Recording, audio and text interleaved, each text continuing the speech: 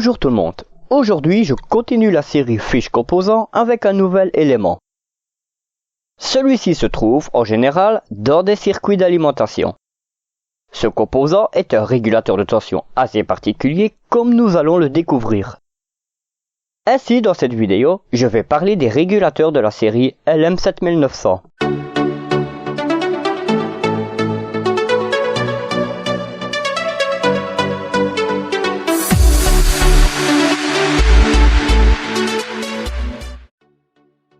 Les régulateurs de la série LM7900 sont des circuits intégrés utilisés pour la régulation de tension. Cependant, contrairement aux régulateurs de la série LM7800, il permet de réguler une tension négative.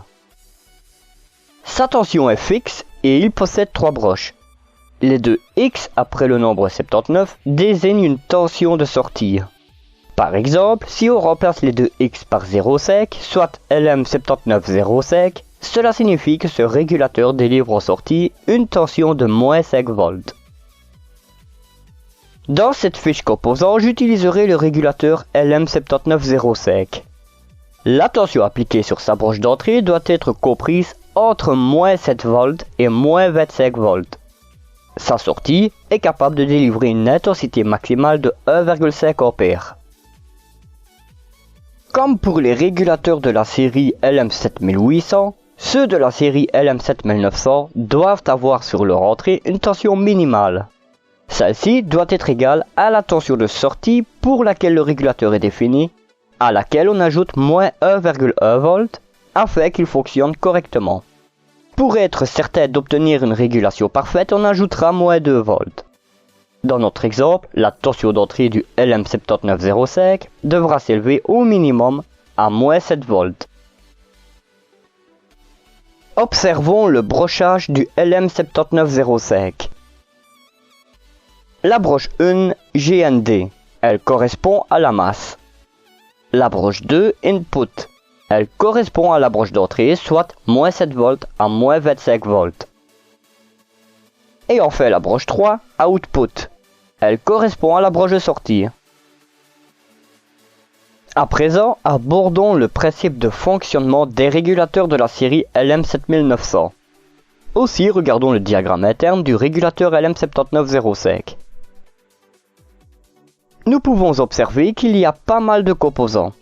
Ainsi, ce régulateur est composé de 20 transistors, 21 résistances, 3 diodes Zener et 2 condensateurs.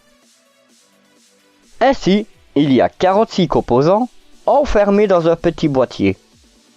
La valeur des composants, notamment des diodes Zener, définissent la tension de sortie pour laquelle le régulateur est prévu. Ainsi, lorsqu'une tension suffisante selon la valeur du régulateur est présente sur l'entrée, les composants internes régulent et stabilisent la tension. Cette tension régulée est présente sur la broche de sortie. Comme je l'ai expliqué au début, la tension d'alimentation doit être supérieure de 2 volts minimum par rapport à la tension de sortie. Ainsi, voici un tableau regroupant quelques valeurs de régulateurs de cette série. Celui-ci nous montre que, pour le 79,05, il est prévu pour délivrer une tension régulée de moins 5 volts et qu'il faut l'alimenter avec une tension négative minimale de moins 7 volts. Pour le LM79,08, il est prévu pour délivrer une tension régulée de moins 8 volts et qu'il faut l'alimenter avec une tension minimale de moins 10 volts. Pour le LM79,12, il est prévu pour délivrer une tension régulée de moins 12 volts et qu'il faut l'alimenter avec une tension minimale de moins 14 volts. Comme vous l'aurez compris, c'est la même chose pour toutes les autres valeurs. Aussi, c'est important de ne pas alimenter le régulateur avec une tension négative trop élevée. En effet, plus la valeur négative de la tension d'alimentation est élevée, plus le régulateur dissipe de la puissance sous forme de chaleur. Dans ce cas, il faut le fixer à un dissipateur thermique. Observons le schéma de principe incluant un régulateur de tension LM79,05. Celui-ci est utilisé dans son plus simple appareil. La tension d'alimentation s'élève à moins 9 volts. La tension de sortie sera relevée à l'aide d'un multimètre entre la sortie et la masse. Observons la disposition des piles. Pour ce montage, 2 piles de 9 volts sont utilisées. Aussi, elles sont reliées en série. Dans cette configuration, elles délivrent une tension de 18 volts. Cependant, c'est le point milieu entre les 2 piles qui nous intéresse. Ce point constitue une référence, soit une masse virtuelle. Ainsi, nous avons une tension s'élevant à 9 volts entre la bande positive de la première pile et le point milieu, et une tension de moins 9 volts entre le point central et la borne négative de la seconde pile. Lors de la mise sous tension, le courant se dirige vers l'entrée du LM7905. Intérieurement, le composant se débrouille pour réguler la tension d'entrée.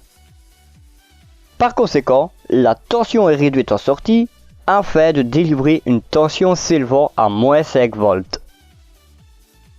Ainsi, le fonctionnement de ce circuit est le même que celui utilisant un régulateur de tension à sortie positive.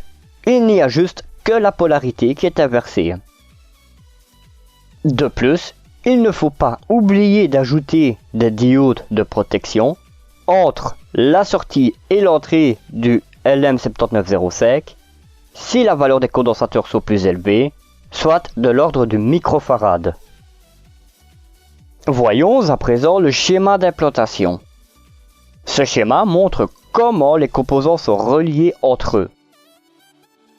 Sur celui-ci, on y trouve notre régulateur LM7905 ainsi que nos condensateurs céramiques de 300 nanofarad et de 100 nanofarad. Les 2 piles de 9 volts sont reliées en série, la bande positive de la première pile n'est reliée à rien. Voyons le LM7905 mis en pratique dans un circuit. Relions un multimètre pour relever la tension d'entrée ainsi qu'un autre pour mesurer la tension de sortie. Ensuite, plaçons le circuit sous tension. Nous observons que la tension d'entrée s'élève à moins 9,6 volts, à savoir que les piles sont neuves, et la tension de sortie s'élève à moins 4,99 volts, soit moins 5 volts. Nous sommes arrivés au terme de cette vidéo dans laquelle nous avons fait connaissance avec le régulateur de tension négative LM7905.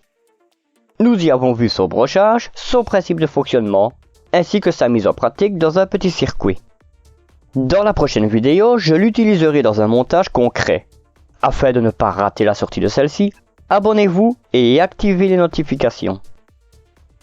Aussi, si cette vidéo vous a plu, n'hésitez pas à la liker, à la partager et à la commenter.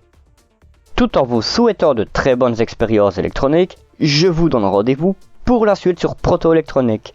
Bye!